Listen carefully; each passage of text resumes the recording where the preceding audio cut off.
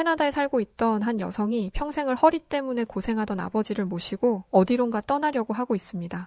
하지만 막상 도착했던 그곳에는 약속했던 사람들이 나타나지 않아 굉장히 난처한 상황을 맞게 되는데요. 과연 이 캐나다 여성과 아버지에게 대체 어떤 일이 있었던 것일까요? 안녕하세요. 저는 캐나다에서 살고 있는 사라 알렌이라고 합니다. 저는 초등학교 교사로 일하고 있는데 교사로 일하는 제가 가장 중요하게 생각하는 것은 공중도덕과 예절이에요. 사실 이건 저뿐만 아니라 캐나다 사람들이 매우 중요하게 생각하는 가치 중 하나입니다. 예전에 캐나다인들의 정직한 양심이라는 식의 제목으로 기사가 나간 적이 있어요. 캐나다의 지하철 개찰구가 고장이 나서 지하철 티켓을 인식하지 못하는 일이 있었습니다. 무임승차를 해도 아무도 몰랐을 텐데 캐나다인들은 개찰구 위에 지하철 요금에 해당되는 돈을 올려놓고 지하철에 올라탔죠. 이 일이 전 세계적으로 이목을 끌면서 캐나다인들은 자신들의 공중도덕과 양심에 더한 책임감을 가지게 되었어요. 그래서 그것을 가르치고 지키려 하고 있습니다. 제가 왜 이런 이야기를 하냐면 제가 한국이라는 나라에 가게 된 것을 꺼려했던 이유가 바로 이것이기 때문이에요. 저는 한국이 공중도덕이란 없는 한심한 나라라고 생각했었거든요.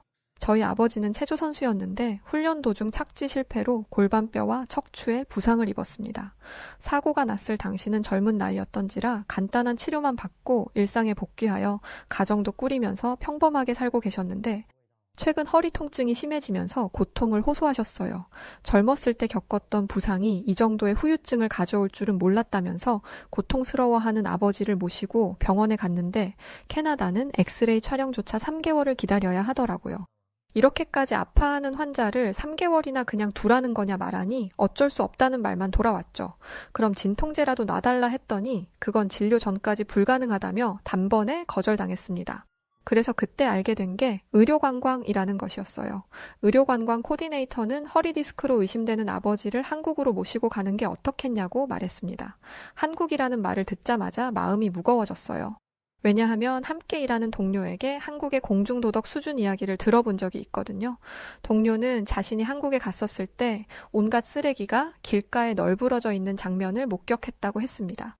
젊은 사람들이 많이 다니는 곳이었는데 젊은 사람들의 인식 수준이 그 정도라면 나라의 전체적인 인식 수준이 어떨지는 안 봐도 비디오라는 말도 덧붙였어요.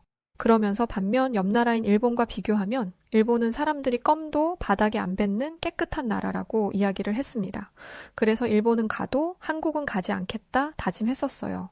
그런데 이런 나라를 의료관광 목적지로 소개하다니 코디네이터의 경력과 능력이 의심스러웠지만 왜 한국으로 가야 하는지를 설명하는 코디네이터의 말을 들으니 한국에 가야겠다는 쪽으로 마음이 기울기 시작했습니다. 한국은 척추 디스크 분야에서 최고였어요. 1960년부터 꾸준히 발전해서 1990년대에 이미 내시경 수술이 보편화되었더라고요. 이 내시경 수술이 계속 발전해서 수술 없이도 수술이 가능하다는데 정말 놀랐습니다. 하지만 한국이 이런 기술을 가지고 있다면 옆 나라 일본은 더 나은 기술을 가지고 있지 않을까 싶더라고요. 그런데 그런 저의 의견에 코디네이터는 정말 단호하게 전 세계에 이 기술을 가지고 있는 나라는 한국뿐입니다. 라고 대답했습니다. 한국은 환자가 검사를 받으면 모든 과정이 원스톱으로 진행되는데 일본은 간단한 서류 전달도 팩스나 대면 전달을 원칙으로 하기 때문에 치료를 받는 과정이 굉장히 복잡하다고 했어요. 지금 제 옆에 계신 아버지를 보면 한시라도 빨리 치료를 받아야 했기에 저는 아버지를 모시고 한국으로 가는 방법을 선택했습니다. 그런데 한 가지 걱정이 생겼어요. 마침 방학이었던지라 제가 아버지를 모시고 한국에 가게 되었는데 저희가 가는 계절이 여름이었습니다. 캐나다는 추운 나라라 여름의 기온이 그리 높지 않습니다. 그런데 한국에 대해 알아보니 한국의 여름은 정말 살벌하더라고요. 온도가 30도 이상으로 높아진다고 하는데 저는 그런 온도를 경험해 본 적이 없습니다. 하지만 여기서 더 지체하다간 아버지도 힘들고 방학도 끝나기 때문에 한국에 있는 병원에 예약이 되자마자 한국으로 떠났습니다. 저희는 한국의 국적기를 이용했는데 깔끔한 비행기 외관부터 마음에 들었습니다. 동남아시아로 여행을 간 적이 있는데 그 나라들의 국적기는 어딘가 모르게 촌스럽고 꼬질꼬질해 보였거든요. 저희가 탄 한국 국적기는 한국의 1등 항공사였는데 그래서 그런지 직원들의 서비스나 응대 태도도 최고였습니다. 모두 준수한 외모를 가진 사람들이었는데 저는 여기가 패션 쇼장인 줄 알았어요. 솔직히 사람의 외모를 가지고 이렇게 말하면 안 되지만 외모가 너무 수려하다 보니 괜히 더 호감이 가고 그들의 서비스가 더 좋게 느껴졌습니다. 또한 그들은 유창한 영어 실력을 가지고 있었어요. 발음을 들어보면 외국에서 태어난 건 아닌 것 같은데 사용하는 단어를 들어보면 독서도 많이 하고 깊이 있는 공부를 한 사람이라는 것을 알 수 있었습니다. 사실 영어는 세계 공통어이기 때문에 발음은 그리 중요하지 않아요. 자신의 생각을 잘 표현하는 것이 가장 중요하죠. 무엇보다 고급진 단어를 사용하는 사람은 몇 없습니다. 교사인 저는 제2 외국어를 저렇게 배운 방법이 너무나 궁금해졌어요. 또 한 가지 가장 놀라웠던 경험은 기내식이었습니다. 승무원들은 제게 밥과 면 중 하나를 고르라고 했습니다. 밥은 아시아계 음식이라서 내키지 않아 먹지 않으려고 했어요. 그런데 제 주변에 있는 모든 외국인 승객들이 밥을 고르는 게 아니겠어요? 이유가 있겠지 싶어서 저는 밥을, 아버지는 면을 골랐습니다. 승무원이 가져다 준 것은 비빔밥이라는 것이었는데 고추장이라는 빨간 소스가 굉장히 매워 보였어요. 괜히 골랐다 생각하고 있는데 역시 제 주변 외국인들은 아무렇지 않게 고추장을 밥에 비볐습니다. 에라 모르겠다라고 생각하며 고추장 소스를 넣고 비벼 밥을 먹은 저는 정말 깜짝 놀랐어요. 세상에 이런 맛이 있다니. 아버지도 그 맛이 궁금하셨는지 한 입 먹어보시고는 너무 맛있다고 엄지를 축 켜 세우셨습니다. 아버지는 허리 통증이 심해지면서 입맛까지 잃어 살이 많이 빠지셨어요. 그런데 비빔밥은 그런 아버지의 입맛을 살렸습니다.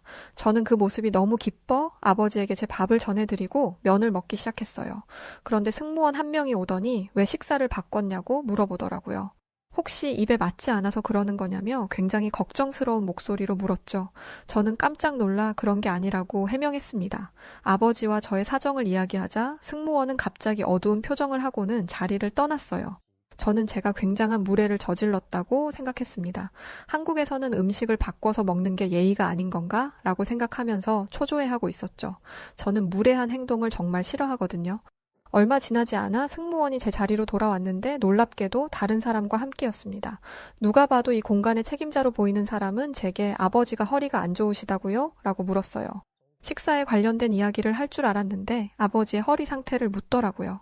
아버지가 진통제로 버티고 있다 이야기하자 두 승무원은 심각한 표정으로 대화를 나누더니 제게 잠시 따라와 달라고 요청했습니다. 비행기에서는 승무원의 지시를 잘 따라야 합니다. 그러지 않으면 비행기에서 난동을 부린 혐의로 공항에 내리자마자 잡혀갈 수 있으니까요. 저는 제가 지적을 당할 만한 일이 있었는지 걱정스러워하며 승무원을 따라갔습니다. 비행기 뒤편으로 따라 들어가자 승무원은 제게 놀라운 제안을 했어요. 연로하신 분이 허리도 아픈 상태에서 10시간이나 비행을 하셔야 한다는 것에 마음이 쓰인다면서 아무래도 좌석도 좁고 의자를 눕히는 것도 불가능해서 많이 힘드실 거라며 저희 자리를 업그레이드 해드리겠다고 했기 때문이었습니다. 그런데 썩 기분이 좋지는 않았어요. 저도 그렇게 하고 싶었지만 현실적으로 비행기까지 퍼스트 클래스를 선택하기에는 비용이 너무 부담됐거든요. 한국에 가서 치료를 받고 돌아오는 것만으로도 이미 많은 돈이 들어갈 테니까요. 저는 승무원들이 이런 식으로 추가 금액 결제를 유도한다는 생각이 들어 지금까지 가졌던 긍정적인 감정을 한순간에 잃어버릴 뻔했습니다. 혹시 좌석을 업그레이드하면 추가 비용을 얼마 정도 더 내야 해요? 승무원은 제 물음을 듣고 깜짝 놀라며 대답했습니다. 제 질문에 승무원은 세상에 제가 오해할 말을 했나 보네요. 추가금은 없습니다. 무료로 업그레이드 해드리니 걱정하시지 마세요. 라고 했죠. 저는 승무원의 말을 쉽게 믿을 수 없었습니다. 하지만 그들은 믿음직한 사람들로 보였고 저는 승무원들의 배려로 아버지와 함께 더 나은 좌석으로 옮겨갈 수 있었습니다. 퍼스트 클래스 좌석에서는 몸을 완전히 뒤로 눕힐 수 있었어요.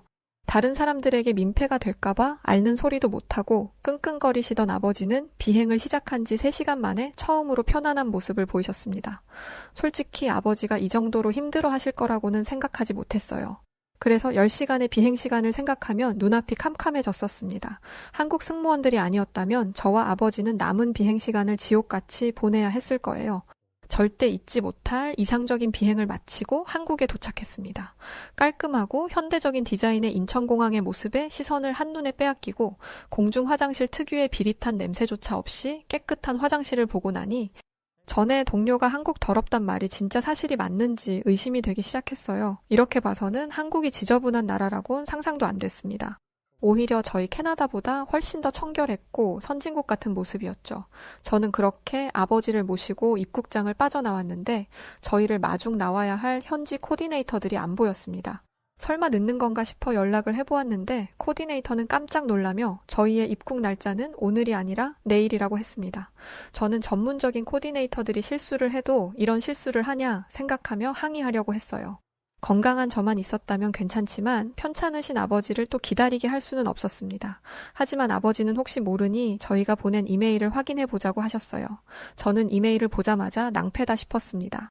제가 도착 날짜를 잘못 보낸 게 맞더라고요. 시차 계산을 잘못 계산했던 것이었죠.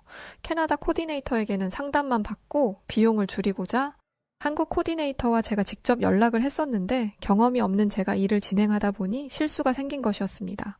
이 일을 어쩌지 하고 발을 동동 구르며 방법을 찾고 있는데 현지 코디네이터에게 연락이 왔습니다.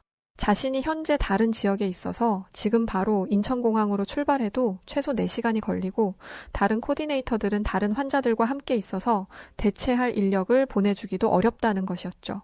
사실 여기다 대고서 제가 무슨 말을 할 수가 있겠습니까? 결국 제가 잘못한 건데요, 그런데 한국 코디네이터는 오히려 자신들이 더 미안해하면서 제게 양해를 구했습니다. 그러면서 자신이 잘 아는 공항 직원에게 부탁을 해둘 테니 서울까지만 대중교통을 이용해 줄 수 있겠냐고 말하더라고요. 버스를 타면 한 번에 올 거라면서 말이죠. 저는 호의에 진심으로 감사하며 코디네이터가 소개해준 공항 직원의 안내에 따랐습니다. 공항 직원은 저희를 버스 타는 곳까지 안내해 주었는데 저는 버스에 올라타자마자 또 한 번 감탄했습니다. 단순히 버스일 뿐인데 버스 좌석이 비행기 퍼스트 클래스급이었어요.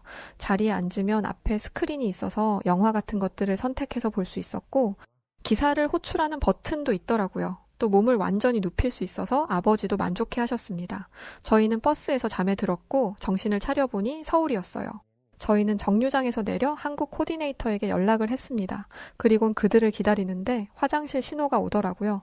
저는 아버지에게 잠시만 기다리시라고 말씀드리곤 화장실로 뛰어들어가 볼일을 마치고 나왔습니다.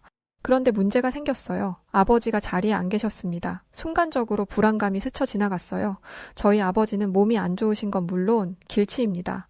제가 없는 사이에 어디를 가셨다면 타지에서 정말 큰일이 생기는 일이었어요. 저는 아버지를 찾아다녔지만 아버지를 찾을 수가 없었어요. 한국의 버스 터미널은 너무나 크고 넓더라고요. 캐나다와는 완전 딴판이었죠. 그런데 또 다른 문제가 생겼습니다. 한국을 저도 처음 와본 터라 길을 헤맨 것이죠. 아버지를 어떻게든 찾아야 했기에 무작정 주변을 아버지를 찾아 돌아다니다 길을 잃어버리고 만 것이었습니다. 정말 눈앞이 캄캄해지더라고요. 다시 정신을 가다듬고 휴대폰 지도 앱을 켜고 아버지를 찾았습니다. 얼마나 헤맸는지 몰라요. 그런데 정말 행운처럼 아버지를 만날 수 있었습니다. 아버지를 발견한 곳은 어이없게도 횡단보도 앞이었습니다. 그런데 그런 아버지는 횡단보도 앞에서 낯선 의자에 앉으신 채 계셨어요. 저는 저게 뭔가 싶었습니다. 가까이 가니 횡단보도에 의자가 있더라고요. 아버지는 그 의자에 앉아 허리를 부여잡고 계셨습니다. 아버지는 제가 갔던 화장실의 반대편에 있는 화장실을 찾아가셨는데 길을 찾다 보니 지하로 내려가게 되었고 지하에서 계단을 타고 길을 올라와 보니 저희가 내렸던 곳 반대편에 있게 된 것이었죠. 허리가 너무 아파서 땅에라도 앉아 있을까 했는데 횡단보도에 의자가 설치되어 있었다고 해요. 사람 한 명이 딱 앉을 수 있는 간이 의자는 접이식이었는데 다른 노인분들도 그 자리에 앉아 있었습니다. 그건 노인분들을 위한 자리였어요. 횡단보도 앞에서 오래 서 있을 때 힘들지 말라고 설치해준 한국의 작은 배려였죠. 이후 저는 한국을 돌아다니면서 노인분들과 약자들을 위한 한국인들의 배려를 실감할 수 있었습니다. 한국에 도착한 당일은 터미널에서 한국 코디네이터와 움직였고 아버지가 검사를 위해 병원에 입원하신 후에는 저 혼자 돌아다녔는데요. 경험한 한국의 지하철은 정말 놀라웠습니다. 한 번은 이런 일도 있었어요. 지하철을 타니 분홍색 좌석이 있더라고요. 눈에 띄는 분홍색이 마음에 들어 아무 생각 없이 그 자리에 앉았는데 주변 사람들이 저를 힐끔거리는 게 느껴졌습니다. 모든 사람이 그러자 눈치가 보이더라고요. 그런데 그때 한 한국인 여학생이 조심스럽게 말을 걸어왔습니다. 아주 능숙한 영어로 저에게 혹시 한국에 처음 오셨어요? 라고 물었고 저는 고개를 끄덕였죠. 그러자 한국인 여학생은 더 작은 목소리로 여기는 임산부를 위한 자리예요. 저는 그 말에 깜짝 놀라 제 의자 뒤편을 보았습니다. 정말 임신한 여성을 표현한 스티커가 붙어 있더라고요. 저는 죄송합니다를 외치며 자리에서 일어났습니다. 그러자 그 한국인 여학생은 괜찮다면서 몰랐으니 그럴 수 있다며 되려 저를 안심시켜 주었어요. 임산부를 위한 자리라고 조용히 말했던 것도 제가 창피를 당하지 않았으면 하는 배려였겠죠. 한국 사람들은 자리가 없어서 서로의 몸이 밀리는 상황에서도 그 자리를 비워두었습니다. 배가 아직 부르지 않은 임산부들도 편하게 앉게 할 수 있기 위함이었어요. 그런데 또 다른 신기한 자리가 눈에 띄었습니다. 사람들이 잘 앉지 않는 곳이었는데 그곳에서는 지팡이를 짚는 노인과 아이를 안고 있는 여자 등등 우리 사회에서 약자로 불리는 사람들을 표현한 그림이 그려져 있었어요. 한국에는 노약자석이라는 게 있더라고요. 배려를 받아야 하는 사람들이 대놓고 배려를 요구할 수는 없으니 처음부터 자리를 비워두어서 그런 사람들이 불편함 없이 대중교통을 이용할 수 있도록 하는 것이었죠. 어떻게 한국은 이런 생각을 할 수 있는 건가요? 캐나다에서는 이런 것을 상상도 할 수 없습니다. 우선 노약자라는 개념도 없어요. 누가 봐도 다친 사람이거나 장애를 가진 사람이라면 양보를 해줄 수도 있겠지만 노인에게 자리를 양보하는 사람은 본 적도 없습니다. 젊은 사람들은 나이든 노인의 몸이 어떤지 모르다 보니 양보의 필요성을 모르는 것이겠죠. 사실 저도 그랬습니다. 나이가 들면 서 있는 게 얼마나 힘든지, 움직이는 전철 안에서 몸에 힘을 주고 서 있는 게 얼마나 어려운지를요. 저도 아버지를 모시면서 이제야 알게 된 사실이었으니 다른 젊은이들은 노인을 배려해야 한다는 사실을 알지 못하고 있을 것입니다. 하지만 한국은 노약자석이라는 것을 만들어 사회적으로 그들을 배려하는 문화를 장려하고 있었어요. 아버지에게 이 사실을 알려드렸더니 아버지도 정말 많이 놀라셨습니다. 아버지는 허리가 안 좋아지시면서 지하철을 이용해 보신 적이 없어요. 이런 배려는 꿈도 못 꿨고 아프면 차를 타고 다니지 왜 굳이 지하철을 타서 민폐를 끼치냐라는 생각을 하는 사람도 많거든요. 그런데 허리를 다쳐본 분들이라면 아시겠지만 허리가 아프면 잠깐 앉아있는 것마저도 힘듭니다. 운전은 꿈도 못 꿔요. 그래서 아버지는 어딘가로 가실 때마다 제게 도움을 청하셔야 했습니다. 이게 얼마나 불편한 일인지 가늠이 가시나요? 캐나다는 땅이 넓어서 어딘가로 가려면 꼭 대중교통이나 차를 이용해야 합니다. 즉 이동수단이 없다면 사람이 순식간에 고립돼요. 그렇다고 일을 하는 제게 매번 부탁을 하는 것도 마음에 큰 부담이었겠죠. 아버지는 이 이야기를 들으시고는 캐나다가 한국처럼 했더라면 3개월이 걸린다던 우리 캐나다에서 수술을 받았을 수도 있겠다라고 하셨습니다. 그럴 수밖에요. 한국은 거리, 교통, 시설 모든 곳에 약자를 위한 배려가 되어 있었습니다. 한국이라는 나라가 정말 부럽다는 생각을 그때 많이 했었던 것 같아요. 얼마 뒤 예정일에 맞춰 아버지는 한국에서 수술을 진행하셨습니다. 그리고 아버지의 수술은 성공적이었어요. 엑스레이를 찍는 데만 3개월이 걸린다던 저희 캐나다 의사들과 달리 한국의 의사들은 순식간에 검사와 수술을 마무리해버리더군요. 하루 만에 3가지의 정밀 검사를 마쳤는데 너무 대충 하는 게 아닌가 하는 걱정까지 들 정도였습니다. 그런데 아버지의 얘기를 들어보니 다들 너무 친절하게 꼼꼼히 검사를 해주셨대요. 아무래도 외국으로 오는 것이다 보니 수술과 검사에 대해 많이 알아보았는데 저희가 알아본 꼭 확인해야 하는 것들이나 놓쳐서는 안 되는 것들을 하나도 빠짐없이 완벽하게 검사해 주었습니다. 또 어찌나 친절한지 사람이 몸이 아프면 예민해지기 마련인데 병원 직원들과 의료진들의 밝은 미소를 보면 예민함도 사그라들고 그들에게 예의를 지켜야겠다는 마음가짐도 샘솟았습니다. 아버지의 수술 때문에 온 것이다 보니 마냥 무거운 마음만 들었는데 평화롭게 지내다 보니 수술의 긴장감도 사라졌죠. 그건 아버지도 마찬가지였습니다. 그래서 아버지는 정말 편안한 마음으로 수술장에 들어가셨어요. 지금까지 본 한국의 의료 시스템은 최고였으니 걱정할 게 없으시다는 말을 남기시고 말이죠. 캐나다에서는 아버지의 허리 수술을 굉장히 위험하고 복잡한 수술이라고 말했습니다. 그런데 한국 의사들은 복잡하게 돌아갈 것 없이 간단히 수술을 할 수 있다고 말했어요. 솔직히 이게 가능할까 생각했는데 가능하더라고요. 저희는 캐나다에서 워낙 겁을 먹어서 그런지 허리를 절개하고 몇십 판을 꿰맬 줄 알았습니다. 그런데 아버지는 흉터도 없이 수술을 하셨어요. 경과도 좋아서 저희는 얼마 지나지 않아 퇴원 준비를 했습니다. 아버지는 이렇게 말씀하셨어요. 내가 캐나다가 한국만큼만 약자를 위한 배려를 했다면 3개월이라도 기다려볼 수 있었겠다라고 했었지. 그런데 한국 의료기술을 만나보니 캐나다에서 수술을 받았으면 평생 후회했을 것 같구나 라고 말이죠. 저와 아버지는 그렇게 한국 의료 관광을 마치고 캐나다로 돌아왔고 아버지는 지금까지 수술한 부위가 재발하거나 같은 문제가 발생한 적이 없어요. 아버지는 왜 진작 치료를 할 생각을 하지 못했을까 아직도 후회하고 계십니다. 젊을 때 부상을 입고 약간의 불편함이 있어서 병원에 갔었는데 치료해봤자 달라질 건 없을 거라는 캐나다 의사의 말만 철석같이 믿고 지금까지 사셨던 거였거든요. 만약 캐나다 의사의 말을 조금이라도 의심해보고 다른 치료 방법을 찾았더라면 이 고생은 안 했을 거라면서 아버지는 지금도 아쉬워하고 계십니다. 그러면서도 부작용 없이 수술을 할 수 있던 게 얼마나 다행이냐며 자신과 비슷한 상황의 지인분들에게 수술은 꼭 한국에서 하라고 적극 권장하고 계십니다. 괜히 캐나다나 다른 나라에서 수술하고 후유증 생길 바에야 처음부터 한국에 가서 치료를 받는 게 1000배, 10,000배 낫다면서요. 누가 보면 아버지가 의료관광 코디네이터인 줄 알겠다니까요. 저는 저희 아버지를 깨끗하게 치료해준 한국 의료진들에게 정말 감사한 마음을 가지고 있습니다. 앞으로도 한국의 의료계가 발전해서 더 많은 사람들을 살리고 도울 수 있으면 좋겠습니다.